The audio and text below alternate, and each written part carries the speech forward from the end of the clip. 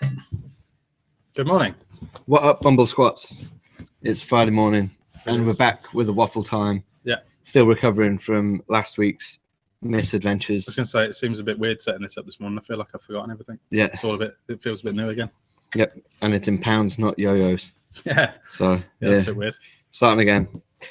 So, yeah, like I say, we've had fun. We've been away. Been to the Worlds. We've been to the Worlds over in Holland. We're gonna waffle about that a bit today. Quite a lot, probably. Quite a lot, yeah, to be honest. Most of our waffle is going to be about World's waffle. Pretty much. It's like a special kind of waffle. It's international. Yeah. Before we get into that, though, just to kind of update on stuff that's coming in. Yeah. We got a massive shipment of Overdose bodies, which have lasted. Well, the JZX 100 Mark II and the Cresta have lasted. Well, let's put it this way. day. We got everything apart from the Aristo in because they were out of stock. Yeah. And all we have left is the Mark X, one Chaser. And FRS. And one Cresta with the decal. Oh, yeah, and one Cresta with the hamburger. But basically everything else just gone. Yeah. And there's a bit of of something going on. There's a reason for them all going so fast, but that'll come on another show. We did also get the real body catchers in stock, and we did also get some more wings and some Deval CS gears, and we got some of these Weld Arise G Worker Special Edition 2015 Auto Salon limited edition. Yep. Which are now sold out. The reason I no longer have the D110 stickers on my body. I've still got one because I'm saving my banner. I tried to save it. Your body's brand new though, so you need some use out of it. Yeah, I tried to save mine, but it didn't come off very well. We did get the we did restock on the other 2015 stickers, which we showed you before. I believe that may be the last lot now. I don't know. I'm not going to say that because I thought the last lot was the last lot, and it turned out there's some more. So that's the difficult thing with Overdose. You never know what's going to happen. Anyway, you know if it's there is if you order it and it doesn't turn up. Yeah, exactly. So yeah, all that stuff come in. So yeah, if you want Overdose bodies, hurry up because they're not going to be here long. Yes. Yeah. So apart from that, we're just trying to get our heads together again and get back into work after being away for a week. Yeah. Working, but not working. It's kind of, people think it's, well, I suppose for everyone else going to the World, it is just fun. But for us, it's always work. We're always on the lookout for good drivers. We're always on the lookout for business. We're always on the lookout for various trends and stuff. And yeah, it was very tiring, and I'm still exhausted from it, to be honest. Not a lot of sleep went down. Not a lot at all. No. A lot of drinking, which is... You did an impressive amount of drinking. I hadn't for a while. Had to catch up. I'm not going to go into the full story, but Jay is the bear. He didn't like that one. So, moving on. Who wasn't there? We need to shout out to. Bjart wasn't there. Yeah, shame, man. We missed Bart and Daniel Semenov. We did catch up with him on Skype at 2:00 in the morning. We did. He got out of bed with his wife to talk to us. Yeah. What an amazing dude. And he basically made me, you, and a big bunch of Dutch guys laugh our butts off. So, yeah, we missed you guys there. So there's a fair few guys that weren't there this year, but there was a lot more that were going for the first time as well. Yeah. There was a whole bunch of new people there, especially from the UK. And some old faces that were looking bloody good on the day. Haroon, for example. Haroon was killing. Amazing. Rear-wheel drive. Next level. Yeah. So, yeah, I was impressed with that. And a bunch of the other guys as well, to be fair, from Germany were very good. Yeah. They're at a much higher level than I was expecting, to be perfectly honest, from the stuff I'd seen online from Germany. Yeah. Well, there's there's been a couple of sort of Tetsujin Europe tours now as well, and some more emphasis has been put on technique. And I think that's really starting to sink in, and people are, actually running with good technique now. For sure. I think on the competition, that kind of, it gets lost a little because everyone's in a bit of a panic. I was going to say panic kicks in. Your finger, where it would normally do 3 moves, it's doing 8,000. It's or the polar opposite of what? Just getting there. Yeah, exactly. Competition does funny things to people, and for anyone who's competed at an event that isn't the Worlds is a different level, because not only is emotionally, I don't know, 20, 30, 40 competitors, even up to 80 competitors or whatever. There's also the families of the competitors and general public that are just stood around watching, and friends and a couple of thousand people on a live stream. 20,000 people on live stream. Oh, damn it, that's more than I thought. So yeah, it was. That's more embarrassing. For me, yeah. So I suppose we should probably start with the basics of. Start at the beginning. How did we get there? How did we manage to work our way all the way over to Holland? We got it the wrong way. The wrong way, yeah, on a boat. Yeah. Very, very. It's basically via ferry from here. It's like to this event in Emmen. It was 16 hours, 17 hours. It was 2 and a bit hours drive from here to the boat. Yeah, roughly. Well, yeah, 2.5, 3. Well, okay, and then 9 hours on the boat, 8 hours on the boat. 9 hours, I think. 9 hours going there on the boat, and then 3 hours on the other side. On the other side with 2 very fast pee breaks.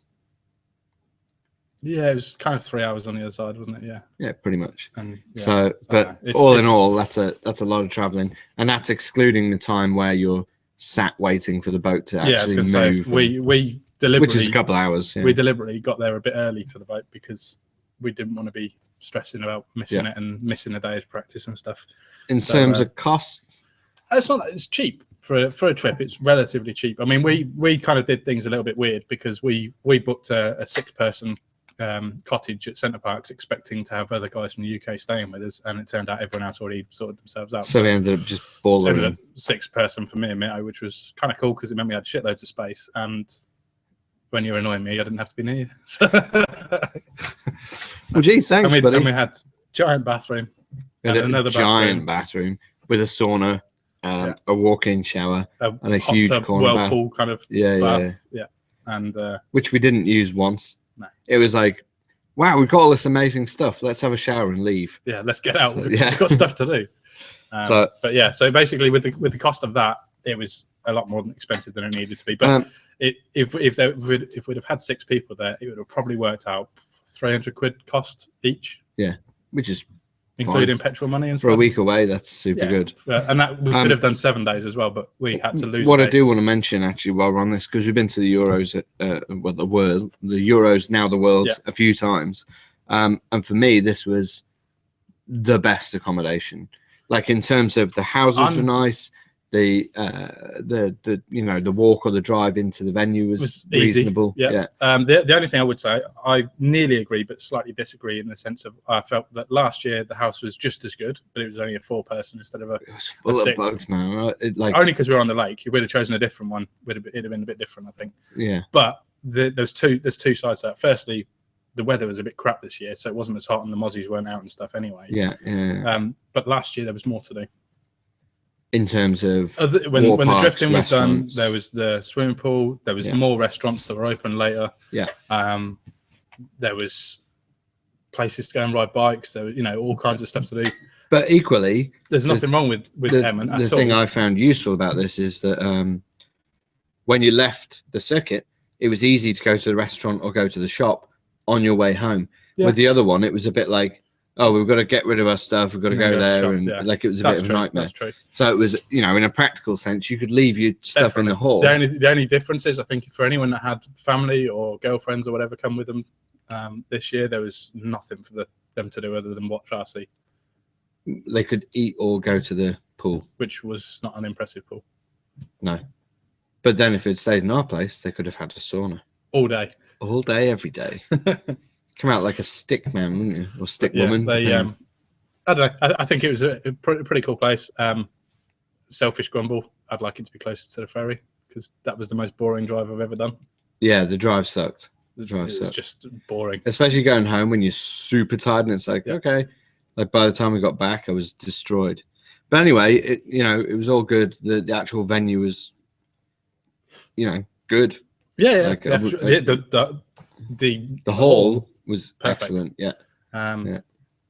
Everything was of a good size. Nothing felt cramped. Nothing felt small. I actually also liked that where it was, where the circuit was, you could basically sit in like sort of a restaurant seating area, but it was kind of an open area, so it wasn't for a specific restaurant. But you could sit and eat your lunch and watch everyone driving, and it but it was quiet. You know, you it could wasn't go out of the RC hall noise the whole time. Yeah, and calm down. And also, I thought it was good that there was access right by the back door as well. yeah. So you didn't Like have a to walk all the way tradesman's through entrance. Centre Parks. You could just go down the back and in Exactly. the side door. Yeah. So it's good. So yeah, Especially in the morning when you bring all your stuff. Accommodation wise, I was Pretty good. Perfectly happy Yeah. with it. The only thing for you was just not being able to do other things. Yeah. I'm sure we could have found those. There wasn't a lot. I looked into it, and one of the days when we were there, and it was 9 o'clock, and there was all the restaurants were closing and stuff. Yeah, that was a bit lame because we wanted to stay until the drifting was over, but then we had to think about food in advance. Yeah. But then I think that was only the Wednesday night, maybe. Was it the Wednesday night or the Thursday? One of the nights. Something and then like after that, that, they opened a little bit later. And actually, they were pretty good because one of the restaurants closed, but they said, "Well, we're closing, but you can order the food from our kitchen over there for the next 2 hours." Yeah. So it was fine. So that was nice of them. Yeah. It was very good. So moving on, the event itself.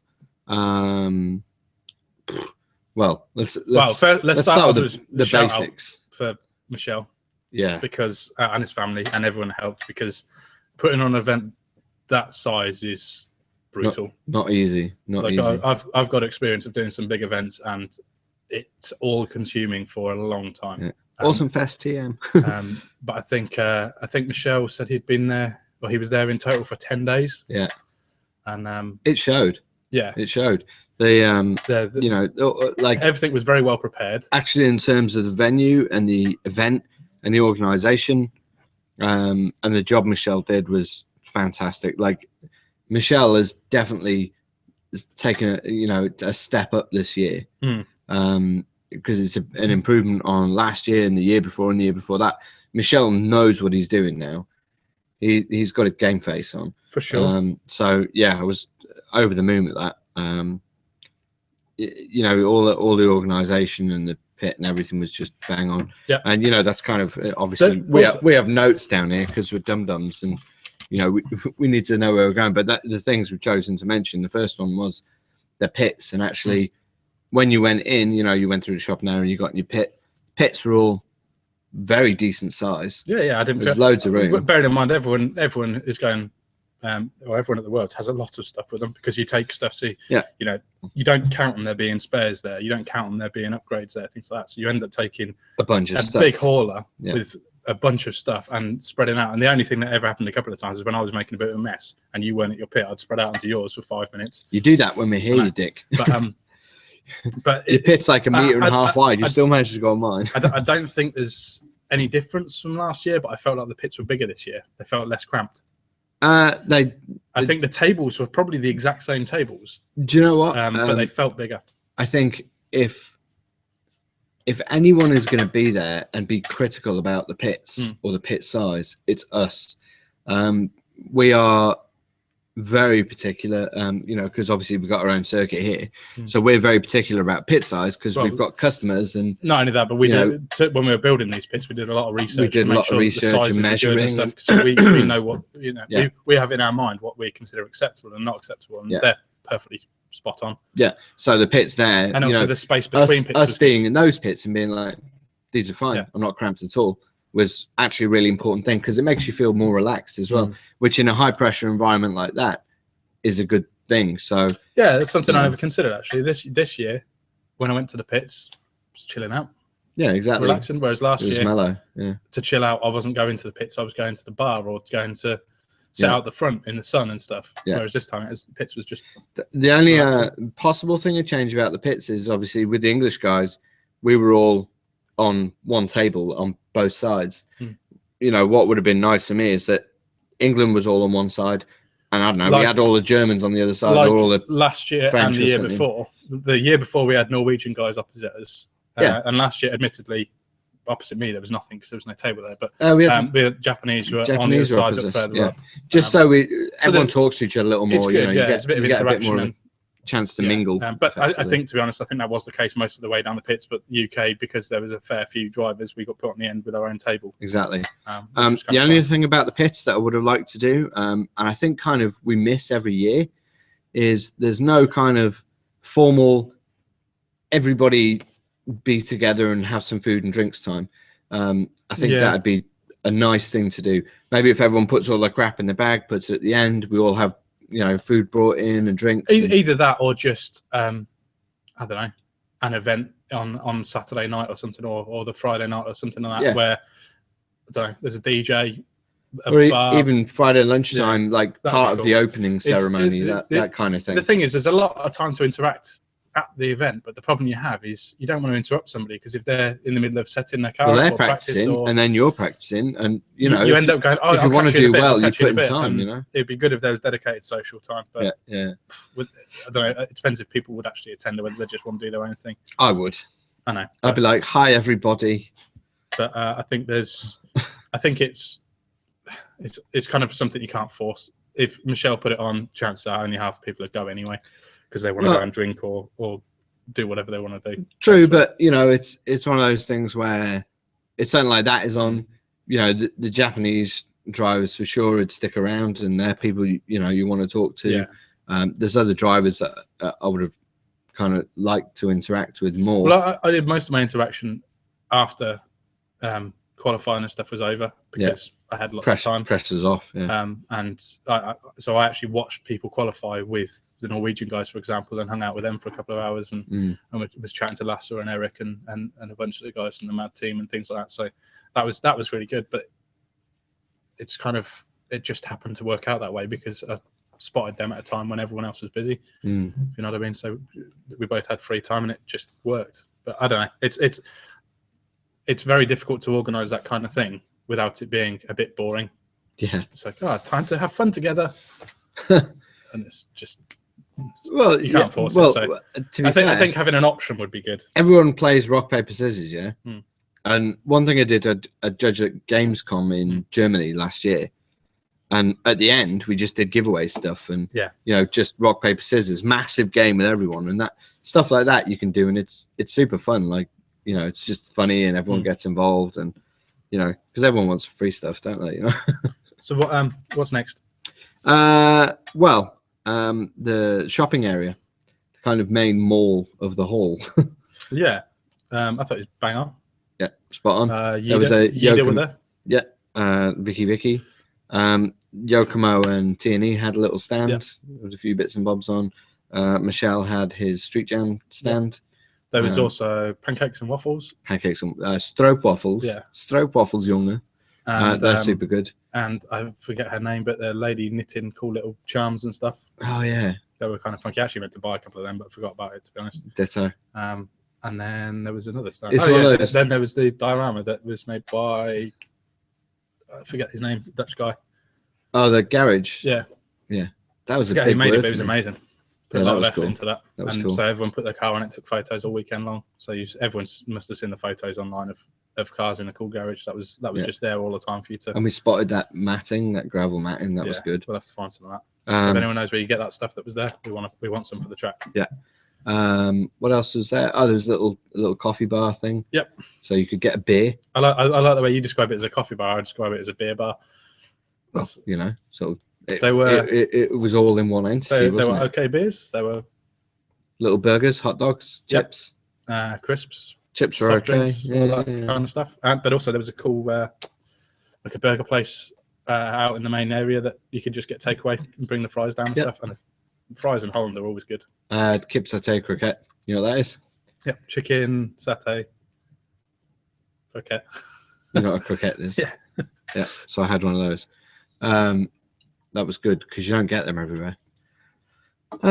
What else? Well, we spoke about the food, right by the circuit. Yeah. There were a bunch of restaurants. It's cool having having Vicky shop there. Everyone ends up buying stuff from him.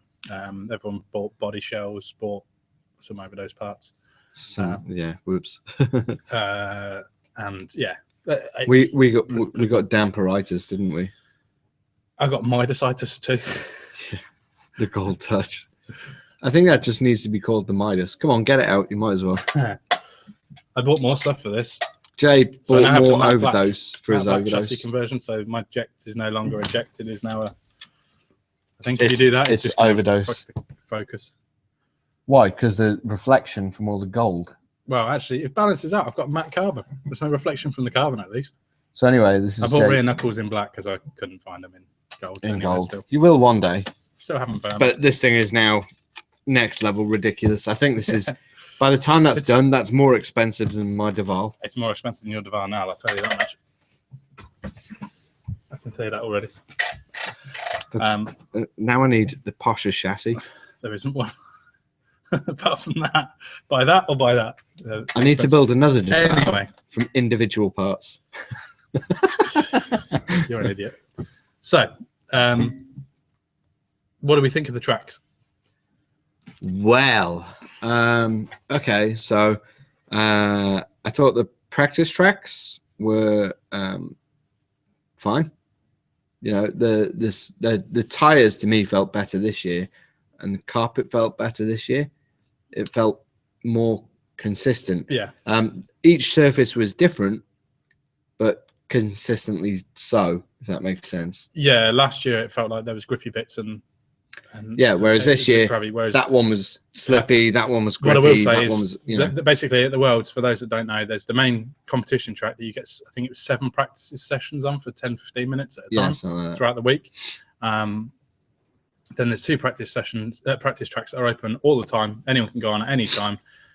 What for me, the only disappointment with the circuits really was all 3 tracks drove completely differently. Yeah, I couldn't set my car up on the practice tracks because when you went on the main track, it felt completely different. Yeah. So you'd make a change and you'd make your car worse, even though it felt better all the time you practiced on the practice track. Yes. So I actually also went and used last year's tyres rather than this year's tyres. I checked with the judges; they said it was fine. Because what I found was the tyres that were given to me for this year, when they got hot, they got really grippy. Whereas the tyres last year, when they got hot, they got really slippy. So I changed to last year, and well, who knows if it was a good idea or not. Well, proof's in the pudding. And the pudding tastes bad. The pudding was very bitter. No custard. But yeah, I don't know. I think the layouts were cool, and actually the layout that was behind the drivers on the main track, the one that was closest to the main track, the larger practice course. Yeah, I really like that layout. That was a good layout, and I thought that it reflected enough of the main track to warrant practicing. Both tracks had elements of. Unfortunately, I I felt like the grip level was too different, so I didn't do much practice, and it kind of showed. So maybe that was a mistake on my part. But that one was fun. I think that was a fun track, and it was fun to run with other people anyway. Yeah, exactly, because it was pretty simple. You know, it was easy enough to run. You know, personally, I would have added some different lines in there. It seems like actually, when I was running, a lot of the drivers don't quite get a line to run a train. No. You know, everyone's on an attack line, so it was a little bit frustrating with getting bumped. Just because people are on that attack line and everyone's line was so varied. Yeah. But when you're running, well, the Japanese call it an arigato line, which is basically you run a little off the clips and a little wider, just to leave room for everybody to be right next to each other. So you consider all the other drivers, and hopefully, if anyone managed to run with me at least on there, that's the line I was running, so that there was room for people or attempting to run. You know, I'm not. Yeah. I'm not high auto level, apparently, as proven. I think it was kind of fun, but I don't think that's anything to do with the organisation or anything like that. I don't want to see lines drawn out on the track for people. No. But I think it's just attitude to people that were there and nerves and maybe first time at a big competition. You're there to battle people, so everyone's trying to battle, but it's not always necessarily the best thing to do. Sometimes you're just trying to run a couple do. of laps to see how the car feels, and you've got someone smashing you off the track. Yeah, it's a bit intense. Admittedly, I bumped a few people as well. But that's how it's going to be with that many drivers, and all different wanting to drive styles once. and different levels. And onto the main track. Say that tentatively. Just because I'm preparing to be tentative. It was very difficult. I think that basically, for me personally, there was too much of it. There was too many corners. There were too many clipping points, and the line was too forced, which basically meant that you lose style because people are not running their own kind of interpretation of the line. As simple as there's no room for flair. Yeah, because you've got to hit a clip here and then hit a clip over there, and all you can do is try and place the car. I think the infield line was perfectly fine. The first two corners, like flick, flick, flick, flick, was a bit bizarrely much for me. I preferred it the other way around. The infield I didn't enjoy at all. Well, but the first few corners I thought were. That's kind of not what I was getting at, but whatever. Sorry, the first few corners for me, or the first flick I liked. Yeah. The first flick was nice then the flick onto the wall, I'm torn with because I liked it. I think it happened too soon for me. Yeah, it could have done with being a meter later. Like if it was a flick in and a setup and then run, bang, massive big entry. That would have made me happy. I'm never a fan of big outer clips. It's too Formula D for me. I think the issue is this center clip. So you've got a big sweeping right-hander effectively, but there was a clip right deep in the wall, and a hell of a lot of people missed it because it wasn't a constant arc. It's not the actual drift car line. If you were in a real drift car and you were trying to run that line, you would run that line, straighten, pull away from the wall again, pull back again. Like there's too many motions involved. Yeah. So for me, it wasn't a natural line, and it not being a natural line meant, well, yes, it was difficult, but it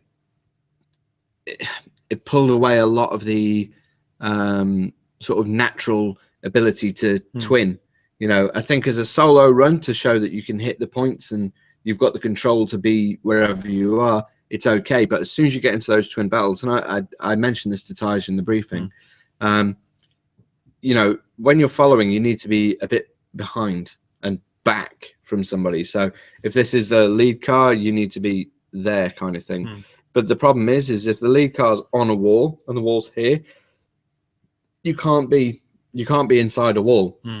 So it doesn't need a natural effective chase line, which means that the chase car will always get left behind and always need to suffer in terms of technique to pull that back in. And that's why a lot of cars end up diving in, because there just simply wasn't room. There was also no room for an error either. Exactly. But that's kind of no room for error is kind of okay at that level. Kind of, but when you get last year's top qualifier, last year's second top qualifier, last year's winner, all not qualifying. Well, and a world champion getting 3 zeros. Yeah. The no room for error thing just makes people overly cautious. Yeah.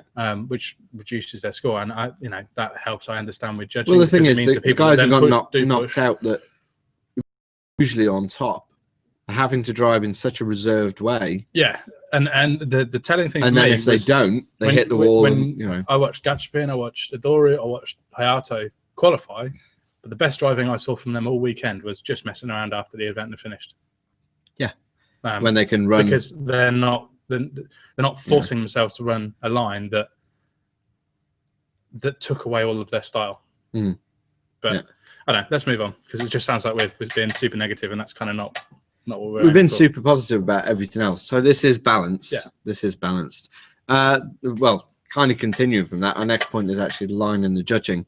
I think the judging was hard, man. I mean, that's a general consensus for sure. Highest score was... let's start this section with judging is hard, and it's very, very difficult to be consistent. Not going to knock that. I've judged a bunch of stuff. So. How many runs would it have been? God, if you got the rear wheel drive and the four wheel drive together, it's before you even get to battles, it's hundreds of battles and hundreds of runs. And well, how many rear wheel drive entries were there? So 50. I don't actually know. There was 80. There's 80 officially, but I don't know how many actually showed up. Even if you said it's 200, and you've got like three runs for each. Yeah, that's a lot. And then that's before any battles. Yeah, exactly. And being consistent over not only that, but 2 days. Yeah. If you wake up the next day and doing all the briefings and all the other stuff, it's a hard job. Yeah, for sure. It's a hard job. The thing I would like for the briefing, just while I mention it, is actually the line drawn on. Like, here is the ideal line, not kind of you should be here, you should be here.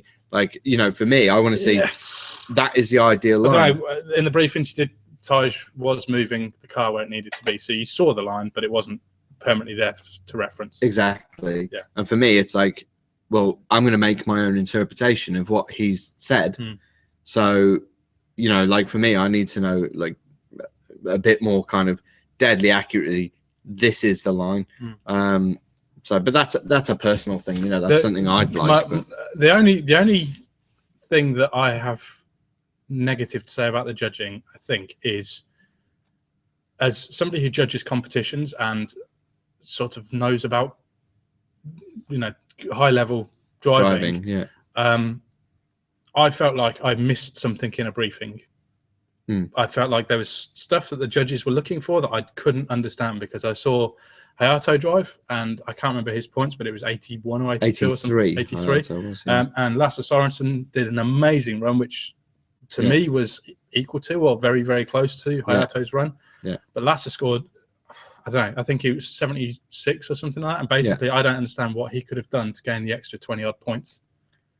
Like, yeah, well, I don't understand where it's 24 points away from 100-point score. I saw his runs, and admittedly, I haven't watched his runs back. Yeah. So I may have missed something, but I don't understand how he lost 24 points. Yeah. And equally, how Hayato lost his points. Yeah, because that's I could understand a few. You know, I'm not saying both runs are perfect or anything like that, but 20, that's, you know, 24 is nearly a quarter of all available points. Yeah. So that to me is, I don't know. I spent Saturday, because I didn't qualify for those that don't know. I think I qualified 101st or something awful. And sorry, I ended up 33rd. I realised I hadn't done very good runs. Yeah, but I didn't realise my scores were going to be as low as they were. Yeah. I thought I'd be borderline qualifying, maybe 50th, 60th, something like that. You know, same for myself. I was watching my own runs, and I thought, well, you know, high 60s, but like something like that. The point I'm trying to get at is watching my runs and watching all the runs I watched. As somebody who judges, I felt like I was nowhere near giving the same points that they were rewarding the judges. Yeah. So I felt like I must have missed a briefing, and the judges were looking for something I wasn't even aware of. That was the feeling I had. I think I know that's just me being. Well, kind of, but I think with a course that long and complex, and with that many clipping zones, it's very difficult to consistently delegate points to people, and it's very difficult for people that are used to adding their own flair in and adding their own style and their own you know, sort of passion, as it were, into the run. Like, it's difficult when it's kind of more formulaic, and you have to go, well, you need to hit this box, this box, this box, this box, and then this dot, and then this dot, and this, you know, like, actually what it needs to be is, well, there's the box, so you need to fire in as hard as you can, run through that box, and then the next clipping point's out there, and what you do between there is your own impression of it. You know, whether you know you need to be on a specific angle or whatever. It becomes, in one sense, it's easy for the judges to have it complex and ticking boxes, because you can go miss that one, miss that one, miss that one. Will make a mistake that gives them a 0 or something, as they did this year. There's a huge percentage of people had at least 1 0 run, if not 2, if not 3. Well, there's a whole bunch of people that got 3 my point is, it's easy in that sense, but also it's very tiring, because there's no kind of, you know, you're literally watching to see if a counter ticks in the right place. You know, it's like tick, tick, tick, tick, tick, tick, tick. And if you're doing 14 points... The whole point of drifting is excitement. Exactly. And so, to me, judging is easier if every 5th run or 6th run or 20th run or whatever, someone goes, whoa, that was cool. Exactly. And not, he's done the exact same thing as the other guys. Yeah. You know? I think that element was removed a bit this year. The year before, where we had the big, massive fire on the wall, that was a bit like, whoa, is it going to make it? You know? Exactly. There was a bit... And there was then it finished with a more technical section. Whereas there was also no speed really at this track. this year. There was no really there was rinse no it, yeah. no. I mean, I ended up killing off all my boost and turbo and stuff, and didn't need any of it because.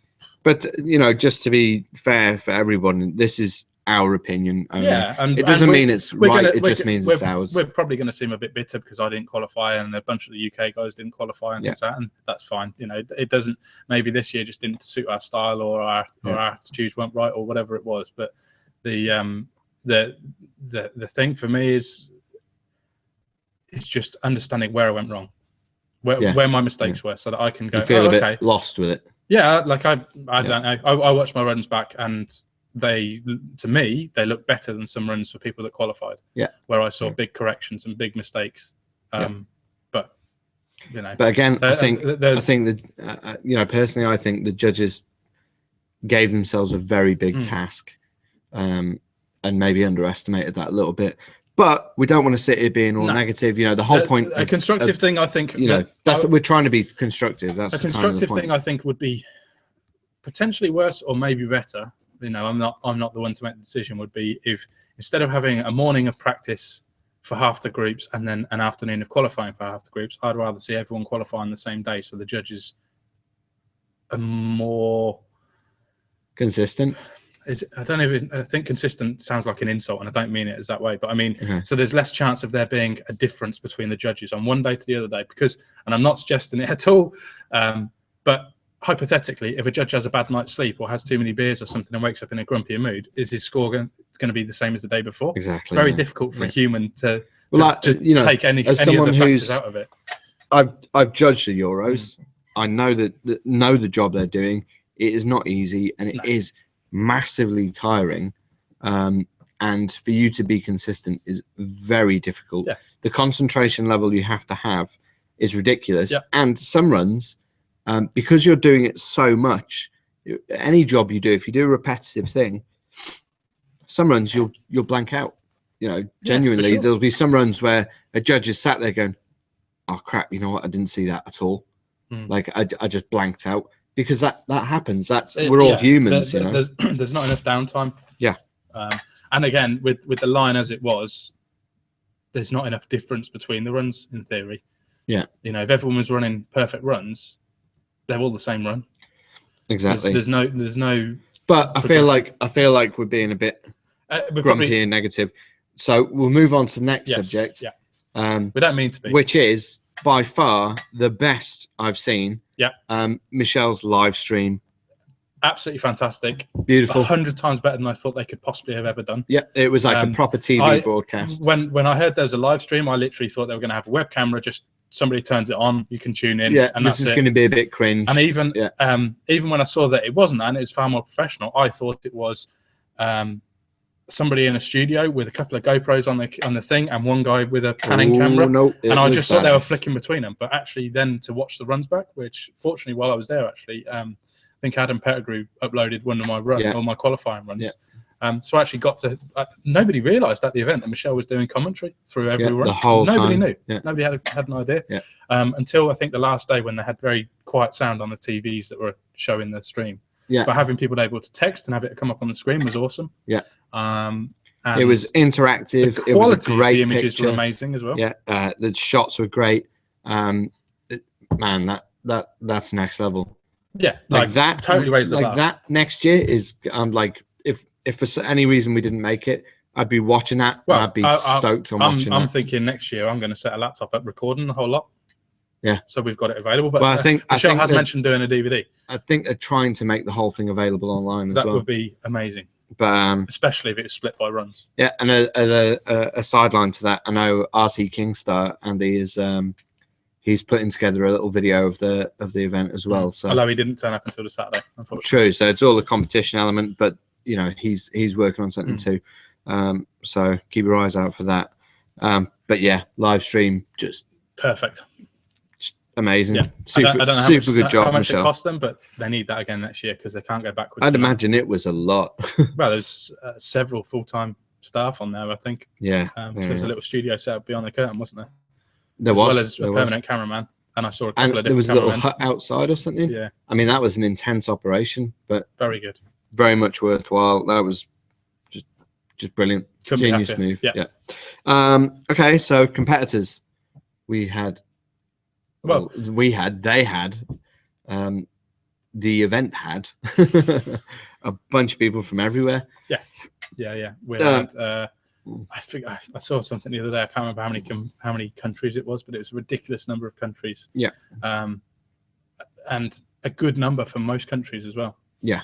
I think officially we were at 150, 160 competitors, which wasn't that many more than last year. Maybe only 10 or 12 more than last year. But it's a lot of people. But there was a lot more booked in that didn't show up. Yeah. For this year. So there was a lot of places that were reserved. For example, I know for a fact at one point the UK had many drivers on the reserve list, and a bunch of people pulled out. So didn't give them much time for replacement. Going with the guys that were, we all went together. We had JR from Full Lock Drifters FLD. He was there when we got there. We had Matt Townsend and Tony Hurdle from Wickham, who came along from Wickham WRCC. And then everyone else was. Oh no, there was Warren and Tom. Warren and Tom G. Tom G. Yeah. Slide Dynamics. Yeah, that's it. Yeah. And then there was Tom Walton and Pete Gray and Matt Tunks, Team Yokomo. And Matt Tunks, obviously one of our local boys down here. And then we had Lee Perkins and Jake Law. Ryan Royer. And Andy King. And Andy King, RC Kingstar. And they're all LSD, Lost Soul Drifters. Andy is obviously RC Kingstar. And then you had us two dickheads representing Soul RC. And you're forgetting the Rear Wheel Drive boys. You're forgetting... And the Rear Wheel Drive boys. Ross Bartlett, who did badass. Ross, he comes down here every now and then. It's quite a drive for him, And he's been very shaky on our circuit. But after him practicing for a week, man, I was impressed with that. I'll be interested to see how he comes back, whether he picks up at that level.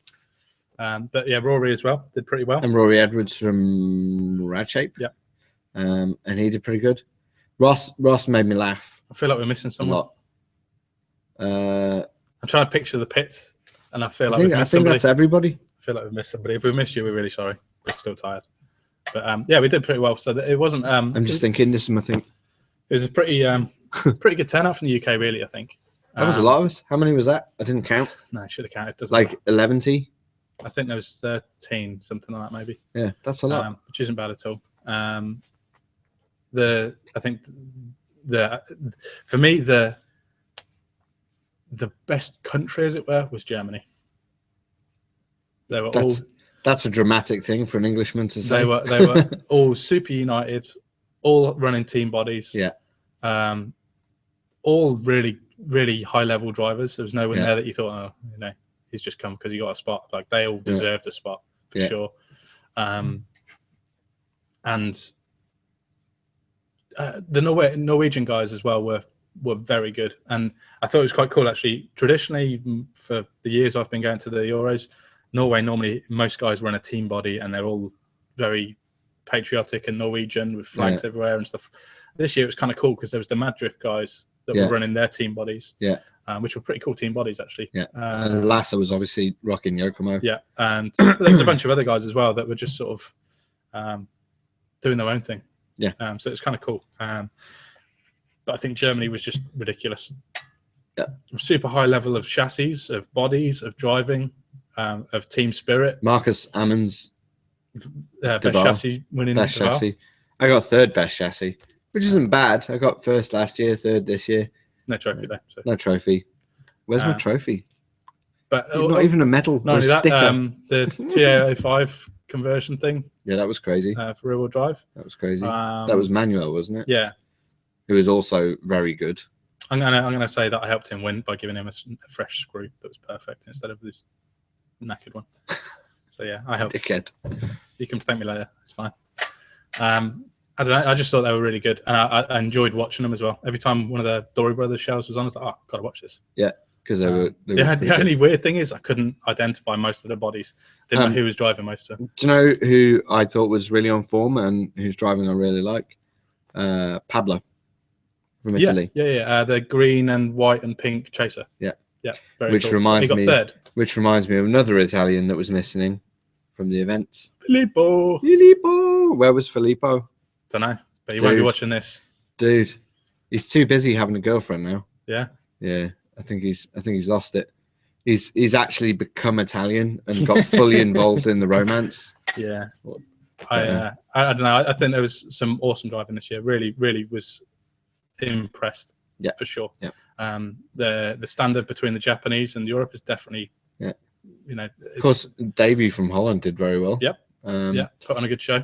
I think what I enjoyed to see was at the end when they were doing the. We've forgotten somebody. Go on. Jens got third in rear-wheel drive. Oh crap! Yeah. How did we forget Jens? Jens.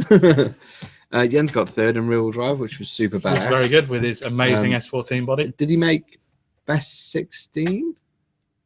Or was it top 32? No, I think he got top 16. And four-wheel drive as well, he did really well. I can't remember, but Jens drove real good. There was a couple of guys that did really well, rear-wheel drive and four-wheel drive, like Haroon. Yeah. Haroon was ace in both. They won rear-wheel drive, and I don't, to be honest, I haven't seen final position, so I don't know where everyone's actually ended up. But I know he's done well, and it's cool. It's really good to see. What was I about to say?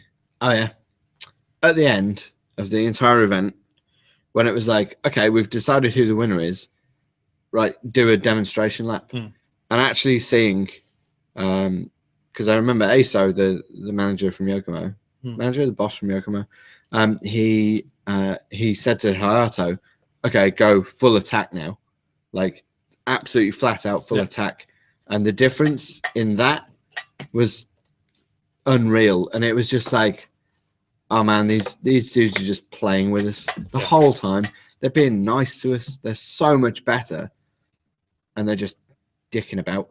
But yeah, literally watching Hayato, eat the side of somebody's car was, that was like, oh yeah, we got a way to go. But yeah, that was badass. But everyone there was amazing. Sort of big shout out and thanks to the Japanese drivers for coming all that way. For sure. And Yokomo for supporting that event as well. Yeah, it's a big commitment for sure. Yeah, it's a big commitment. It's a lot of miles. It's a lot of money. A huge shout out again for Michel though. One thing I really liked was at the end of the event when he was giving out prizes, he got very emotional, which I don't like seeing a grown man cry, but it shows that he's put his heart into it. And it really matters to him, and he's really proud of what he's done. And so he bloody should be. There was a couple of changes last minute to a few things, unfortunately for certain people, but it's all very professional and very very well maintained throughout the week. Yeah. So exactly what Jay said. Massive shout out to Michel. That was, awesome. Top job. Awesome. Yeah, really good job. I can honestly say there's only a couple of things in terms of what Michel was in charge of that I would have done differently, and it wouldn't be any better. It'd just be different. Just me versus him as individuals. Literally, I mean, if you had to boil it down, the only negatives that we really had were just about the task that the judges set for themselves. In terms of the actual event, man, flawless. Michel stepped up. Flawless. Michel stepped up. Every year gets better, and that one's just boom, nail on the head. It's like a live stream topped it off, and just that was job done. So amazing job, Michel. Really, genuinely, thank you very much, and well done. Yeah. So I suppose we're about due to move on. We do have to mention the one last thing, which is rear-wheel drive. Oh yeah. Rear-wheel drive for the first time this year at the World. Wasn't as many drivers as I'd hoped, to be perfectly honest. Admittedly, I had planned on running rear-wheel drive, but I made a decision at the start of the week not to run rear-wheel drive because I didn't feel like I was going to get enough time to practice. Turns out I might as well have done because I probably stood a better chance of qualifying. But I will definitely be wanting to do rear-wheel drive next year, and I hopefully will put more time into practicing four-wheel drive and rear-wheel drive before the competition next year, so that I feel a bit more prepared. This year I hadn't really done much driving at all, and it kind of showed. But the rear-wheel drive was even less than the four-wheel drive, so I felt like going to a world level competition, having only done a couple of hours practice on rear-wheel drive in the last 6 months, was a bit of a waste of time. But with hindsight, I probably could have done more practice on the first day than I've done all year. Yeah. So I'd have been fine. But yeah. I just thought of one more thing I wanted to say, just while we're concluding. Okay. Is thank you very much to everybody that came over and wanted Soul RC stickers from us, and that said thank you for doing Waffle Time, and awesome job at this place. It's really humbling and also rewarding that people take the time to do that, and it makes us feel a lot better about what we do, because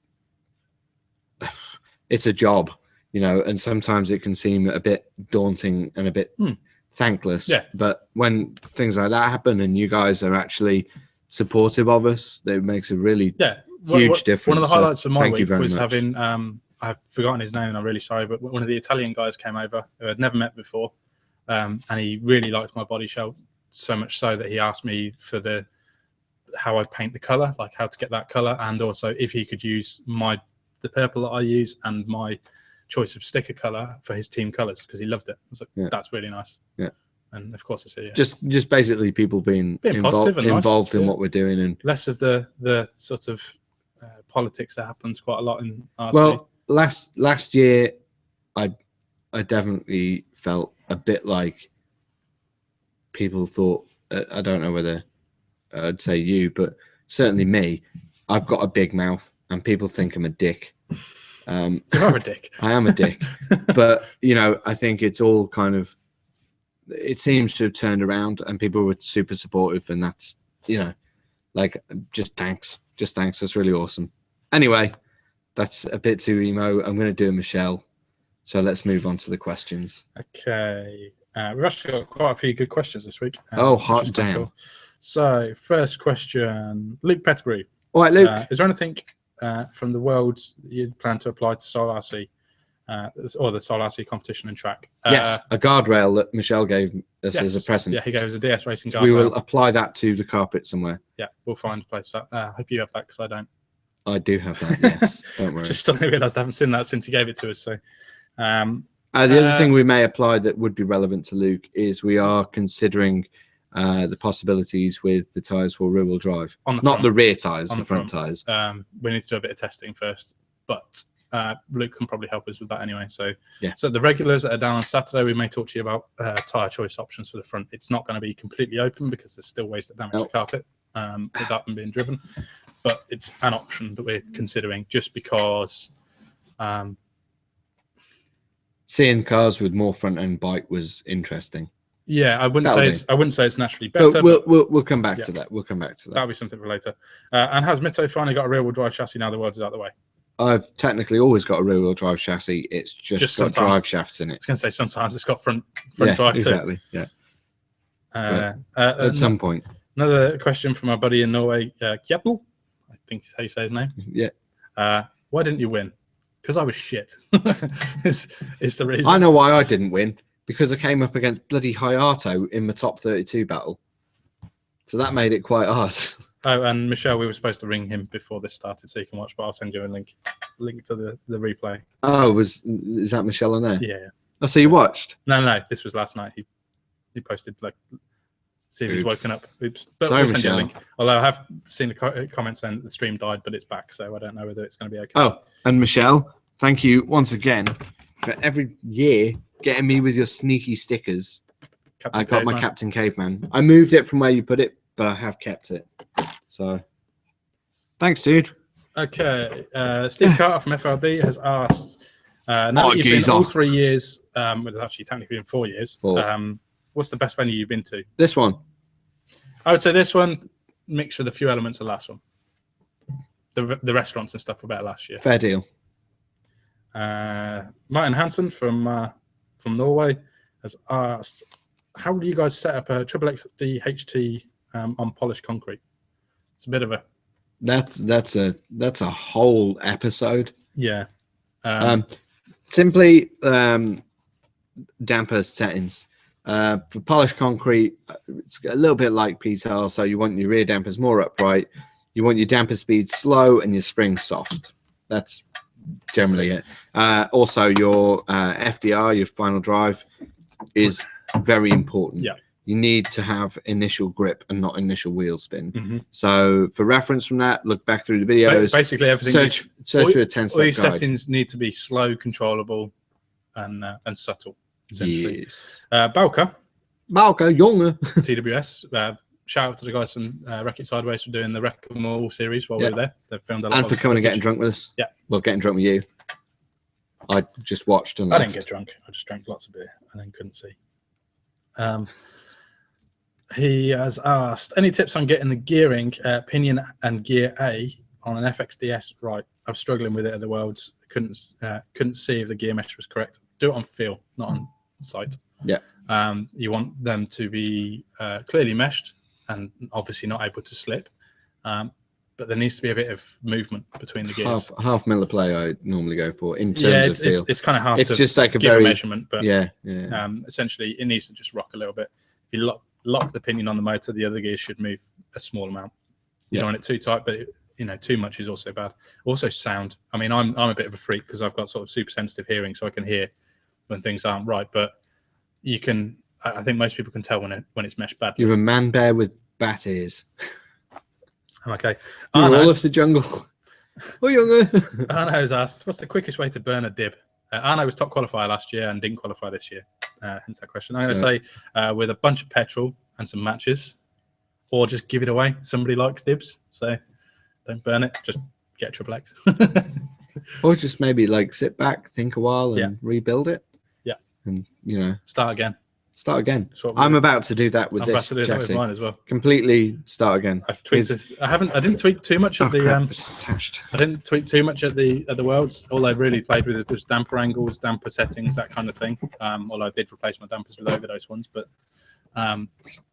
nothing massive is needed for sure. There you go. Right. There's the third best chassis in Europe. Brian Sebastian has a bunch of questions for us. Hi, Brian. Brian, for those that don't know, Brian Sebastian is the Brian we talk about with the double wall diffs and the triple XS. He's the black hole. And he's the guy that's going to win the Worlds next year. The black hole. I'm on my knees. Did I call him a black hole? I don't know. He's the black hole. He's the void that sucks in all awesomeness. All knowledge. Yeah. You tell Brian something and he just knows it from then on. He doesn't forget. We could ruin Brian, though, because he's going to get a massive head from all this. Yeah. He's going to be like, I'm a badass. Anyway, he's going to suck onto his question. Careful, Brian. Since going to the Worlds a few times, what have you seen different from last year in terms of technique, especially from the Japanese drivers? Well, in year number 1, there wasn't any. In year number 2, there wasn't very much. There wasn't very much. Year number 3, there was a lot more. Year number 4, there was a lot. Yeah. That's my guessing. That's fair enough. Also, the style of Japanese guys has gone from being very Yatabe, huge, rolly suspension style with massive weights in the roof. And by massive, I'm talking like hundreds of grams up to a kilogram in the roof of the body. It has now become more counter style based, more directional, and there is absolutely no compromise with steering. You do not shake your steering, you do not make a correction. That is how it is. Part 2 of this question is how does it compare to the UK? I think we have a very good standard here. I think we have a very good standard. I think there's still plenty of room for improvement. There's always room for improvement from everyone. But in terms of the guys that went to the Euros, the Worlds, I think all of the boys did us proud. Even the guys that haven't been doing it very long were running with or doing their best to run with technique. Yeah. We all had solid steering. None of our guys were flappy. And it was good to see. It was good to see because it was a reflection of the things we teach here. Particularly proud of Lee's achievement. Yeah, Lee, top 16. For those that don't know, all the Lost Soul Drifters guys and RC Kingstar, they turned up Saturday lunchtime. They got one practice session on the track before they had to qualify, having also had to deal with a puncture on the journey where they had no jack and had to lift the car to change the tyre. Lee lifted the car with his bare hands. Yeah. And like a Yeti. And Lee turned up and qualified 15th, I think. Yeah, and that dick, I mean, that lovely person, basically knocked me down a spot and put me out of the top 32 in the placings. Yep. I mean, I got myself back there by winning a battle, but yeah, and then went up against Hayato. But if he hadn't put me there, I wouldn't have faced Hayato. Yep. And I probably would have done better in the competition. So yeah, thanks for that. Fuck you very much. I mean, thank you very much. Brian's also asked, also being a relatively new driver myself, and I'm trying to apply the technique with my driving at all times, what technique and type of drifting we should adapt and focus on to improve our driving here in the UK? Well, I think we just need to focus on what we're doing, the counter style driving. Yeah. And I think the only thing I personally feel like people need to practice is more competitions. More competitions, more koregashi. Yeah. More control. And better settings. I think for myself, my technique is, I would say, pretty good now. I think it's pretty bloody good. Pretty badass. But where I'm losing out now is in my settings. My settings aren't good enough. And I feel if you put more time into your settings as well as your technique, I think you will do better sooner. I think the thing that the UK needs to do is work on having a better package. Like if you go to a track that requires you to be smooth and silky, everyone needs to be able to be smooth and silky. Yeah. If you go to a track that needs you to be aggressive, you need to be aggressive. If you need to go to a track where you've got to be fast, you've got to be fast. If you need to go slow, you need to go slow. And Brian's next part of the question actually is kind of, I guess, relevant to that as well. He said he's been to a couple of other places / tracks to drift. The driving styles vary very wildly, and it seems technique is not much of a focus. That's because a lot of the people that you drive with at other tracks don't care about those things, unfortunately. They're just bashing around. It's been our mission for the last few years to get people to care about this, and which is why people that drive at Seoul do care. Yeah. Unfortunately, we can't force people into doing something they don't want to do, and some people look down on those that try and drive. Well, the other part of it is we are a drift circuit, a drift shop. Everything we do relies on drifting, so we set a standard here that other places just don't need. Other places just, people need to go there and have fun and enjoy it. And obviously, we want people to have fun and enjoy it here, but because we are a business and because we are people who are very much geared up to doing the best we can at this, we try and preach that extra level. So eventually that'll filter out to everywhere. The basics of it is it's kind of we assume anyone who comes here is fairly serious about it. Yeah. So we are open to sharing that information. We recognise that some people don't give a crap about technique and some people just want to drive a 50-50 TTO1 and have a ball. There's nothing wrong with that at all. But we always want to share knowledge, and it's always what it's about. If you don't tell people what you're doing, they can't apply it to what they're doing. But it's just picking the timings to know when you should share and when you should keep your mouth shut because that person doesn't care. Arcus said he'd be down for DJ in a party, which is always good. And maybe that's good. And he plays I think there's that good hip hop. I think there's a good few people that DJ actually that went to go to the world. So Tony, there'd be a good few options. Yep. Tony, the professional DJ. Exactly. Yeah, they do it. Arno has also said that gravel matting is actually a Christmas decoration, which is kind of good. And he also says that the stream died, but it's back. So sorry, yeah. Oh, what, our stream died? Our stream died apparently. So sorry about that. It's all been fine at our end. What did we miss? Don't know, but Arno posted a screenshot of me looking like a bit of a moron. That's just standard. Oh, what? That's when it froze. No way. That's when it froze. You're literally like. So yeah, good job, Arno. Shit. Sorry, Martin's Denmark, of course. I said Norway. Sorry, yeah. that was a slip up. I said Martin was from Norway. Martin? I was just thinking about all the other Norwegian drivers. Sorry, man. I do apologise. Martin, like from Denmark, Martin. Yeah. I said Norway for some reason. Martin Hansen. Dorfer. Yeah. Yeah. Sorry, man. No offense, man. We also have another question from Callum, which I've just remembered we had, which is quite handy. Would Mitto sell any of his body shells? If so, how much? Yeah, of course. $1 million. Kind of. It's not really how we work, though, is it? We don't make bodies to sell them. The only time we generally sell a body is if we don't get on with it, or if there's another one coming that needs to be paid for. Or I have a random sporadic change of mind, and and somebody makes a good offer. Generally, it's one of those things where, like, if I get on with a body like this, it'll get a horrible noise. Sorry, it'll just get run till it's completely annihilated. Then it will get put in a cupboard or put on the wall or something. I've got a lot of bodies that I don't really use, and I probably could sell, but I don't know. I don't want to. No. And if I did, it'd be too much money because they've got stupid body kits on and wings and all that dumb crap. Generally, that's kind of how it goes, isn't it? I don't tend to sell bodies ever. I like to keep them. The only time I ever sell a body, I think we've still got your original we do. FC and The only one, do we have your S2000? I was going to say the only one I haven't seen in a long time has been S2000, but I think I gave it to somebody who was just starting out. Yeah, somebody. Maybe I reckon. Beth. I reckon that's still in a cupboard at Driftworks. No, that was here. When we first opened, I gave it to somebody who didn't have a body and needed to run, and it went home with them. It wasn't Beth. I don't remember who it was, but it went with somebody anyway. Matt Littleton? No idea. Ah, crap, I can't remember. But yeah, basically we don't tell. The only time I sell bodies generally is before I've painted them. If I look at it and go, they're not like quite as much as I thought I would. Or right after you've painted them, go. No, I don't sell them. I've still got my white FC there. You should sell that. I won't sell any, but Jay will sell you a white FC samurai. It's in pearl white. Ask him about it.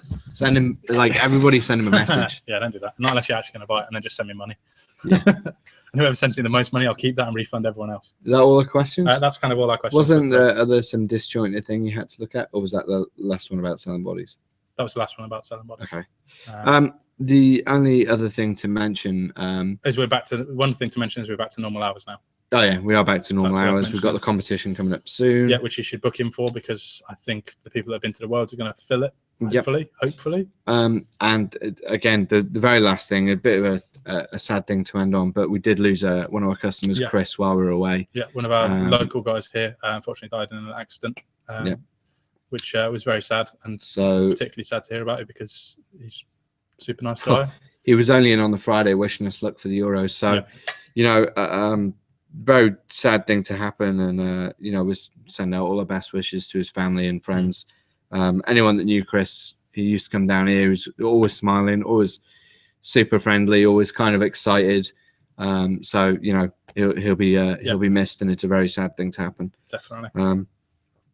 So yeah, very unfortunate news to end on, but that's life. We've got to crack on with it.